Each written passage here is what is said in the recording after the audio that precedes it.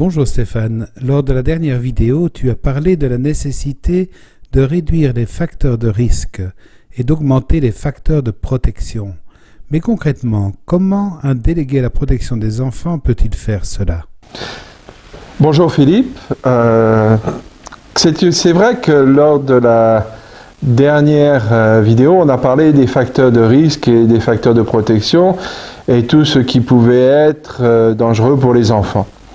Alors, un délégué à la protection de l'enfance est donc dans un secteur administratif de notre société, celui qui doit porter ce souci, et il doit articuler son action autour de 3 axes importants. Le premier étant la prévention, le deuxième étant l'intervention, et le dernier axe ou la dernière clé de travail étant l'éducation. Qu'entends-tu par prévention? La prévention, c'est en fin de compte de mettre en place les conditions idéales de sécurité pour les enfants. Alors, ça s'articule autour de différents lieux de travail. On voit que lors de la dernière vidéo, on a parlé des différents lieux qui sont des lieux où les enfants vivent. Il y a la famille, il y a la paroisse, le quartier et autres. Et donc, dans tous ces lieux où la pastorale des Pères Blancs est requise, le délégué à la protection de l'enfance doit veiller à ce que l'environnement soit sûr pour les enfants. Ça veut dire quoi concrètement? Ça veut dire par exemple d'aller dans les paroisses et de voir que les lieux où les enfants se réunissent, les lieux où ils ont leurs activités, ça peut être la catéchèse, ça peut être l'apostolat des jeunes, ça peut être toute autre activité qui sont faites dans la paroisse avec les jeunes, sont des lieux qui sont sûrs pour les enfants, c'est-à-dire où il y a une certaine transparence, où les adultes voient ce qui se passe. Donc ça veut dire qu'on ne s'enferme pas seul avec un enfant ou avec des enfants, on reste dans des lieux qui sont assez ouverts où n'importe qui peut passer, venir voir ce qui s'y déroule. Ça veut dire que on va travailler aussi peut-être avec des laïcs pour pas être tout seul avec les enfants. Bon, voilà, on veille à ce que l'environnement soit des environnements assez ouverts qui évitent toute possibilité de se retrouver seul avec un enfant dans un lieu clos. Alors on va travailler sur ces espaces-là. Après on travaille sur les personnes qui s'approchent des enfants. Et la prévention, ça veut dire que ceux qui ont contact avec les enfants doivent être des personnes sûres pour ces enfants-là. Alors dans les pays où c'est possible, on peut faire un screening avant, c'est-à-dire on va faire une évaluation des risques potentiels qu'une personne peut représenter.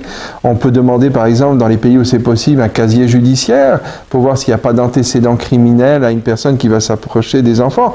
Et ça vaut pour les prêtres, bien sûr, mais ça vaut aussi pour les catéchistes, pour les animateurs en pastoral, pour tout ça. Alors, il est important de veiller à ce que ces personnes-là soient des bonnes personnes pour les enfants, qu'ils aient une bonne réputation dans la communauté chrétienne et qu'il n'ait pas eu d'antécédents problématiques. Et puis, il est important aussi de veiller à ce que les jeunes sachent vers qui ils peuvent se tourner en cas de problème. Donc il y a tout un travail d'information qui est à faire pour leur dire, voilà, si vous sentez qu'il y a un problème ou quelque chose, voilà la personne à contacter. Et donc le délégué à la protection de l'enfance doit aider la paroisse à mettre en place une personne ressource, une personne contact vers laquelle on peut se tourner en cas de difficulté. Alors, le délégué à la pastorale, à la protection des enfants peut aussi aider dans les paroisses à réfléchir à la vie de famille, parce que beaucoup des abus, on l'a vu dans la dernière vidéo, ont lieu aussi dans les familles. Et la prévention, c'est aussi aider les gens à être en mesure de protéger leurs enfants. Donc il peut y avoir tout un travail qui est fait aussi au niveau de la pastorale familiale.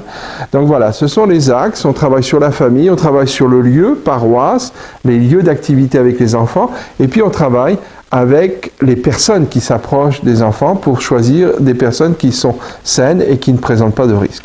Tu parles aussi d'intervention. Qu'est-ce que cela veut dire? L'intervention, ça veut dire que dès qu'on note qu'il y a un problème avec quelqu'un ou un lieu, il faut intervenir. Oh, il ne faut pas dire c'est pas grave ou ça va se passer ou autre. On a constaté dans la recherche et dans la pratique clinique que dès qu'on intervient le plus tôt possible, le mieux c'est à la fois pour protéger l'enfant et pour, quand il y a un problème, pour l'aider, mais aussi pour envoyer le message à celui qui risquerait d'abuser que l'enfant est protégé et qu'il ne faut pas aller plus loin. Donc, les petites transgressions doivent être adressées. Et il y a des fois, il y a des comportements qui nous mettent mal à l'aise. Il y a quelque chose, on dit, mais pourquoi il fait ça sans arrêt? Pourquoi il est toujours en train de toucher les enfants partout et autres, comme ça, même en public? Il n'arrête pas de les caresser, il n'arrête pas de... Bon, voilà. Alors, adresser ça tout de suite, de dire, mais écoute, dans tes comportements avec les enfants, tu manques de prudence ou tu devrais faire attention à ça. Intervenir le plus tôt possible en amont. Le plus tôt on intervient, le moins de risques il y a qu'une personne qui aurait des mauvaises intentions vis-à-vis des enfants disent, bon, bah, je peux faire ça, je peux aller plus loin, je peux essayer autre chose, et finalement on se trouve dans une situation qui est problématique. L'intervention veut aussi dire que quand on a des situations plus graves d'abus, il faut tout de suite intervenir. Et intervenir comment? En protégeant immédiatement l'enfant de la zone de risque. Donc ça veut dire que si on a un homme ou une personne qui est en contact avec les enfants qui est problématique, il faut tout de suite intervenir pour l'enlever, pour que les enfants ne soient pas à risque. Alors, ça veut dire, dans certains cas, quand il s'agit d'un prêtre, par exemple, de faire une suspension administrative à titre conservatoire, c'est-à-dire on ne présume pas de la culpabilité ou de l'innocence d'une personne, mais comme on a des inquiétudes sur le comportement de cette personne-là, on le retire de ce poste-là en attendant qu'on ait plus d'informations et plus de détails. Donc il faut intervenir le plus vite possible et le plus tôt possible en amont, au risque autrement de voir des situations d'abus s'installer. Il reste donc l'éducation. La troisième clé, comment la mettre en place efficacement? Alors, c'est la clé, je dirais, de voûte de tout le système, parce que on ne peut arriver à faire une bonne prévention ou d'intervenir de manière juste qu'à partir du moment où les gens ont compris les enjeux qui sont derrière. Et pour cela, il faut éduquer. Il faut éduquer à la fois les communautés chrétiennes à la question de la protection de la place de l'enfant, mais il faut aussi éduquer les agents pastoraux et les confrères qui travaillent dans les postes de mission. Alors, c'est pas toujours facile, c'est pas toujours évident, parce que on dit, bon voilà, j'ai fait tant d'années de formation, qu'est-ce que je vais apprendre encore, à quoi ça sert et tout ça. Mais il y a des enjeux très importants sur l'éducation à la prévention. Alors, pour cela, on essaye de mettre en place dans la société différents lieux où la formation est faite.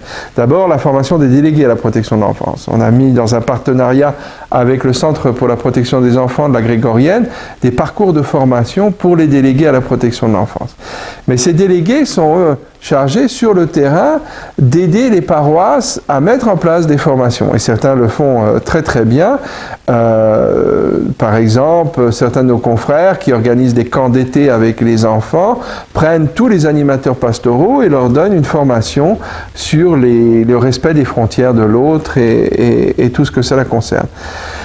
Maintenant, il faut aussi aider les confrères à prendre les bons réflexes et repérer les situations à risque. Alors, ça peut être des ateliers qui peuvent être donnés par les délégués à la protection de l'enfance dans un secteur particulier ou dans une province. Ils peuvent compter sur la formation qu'ils ont reçue, mais aussi sur des fois des acteurs et des ressources locales pour que ça se fasse au mieux. Et puis, le délégué à la protection de l'enfance est aussi un bon partenaire pour les maisons de formation de premier cycle et de noviciat qui peuvent les appeler pour venir donner une session dans les maisons de formation. Dans les maisons de quatrième phase de théologie, on est en train de mettre en place des partenariats entre le CCP et les lieux de formation de nos étudiants.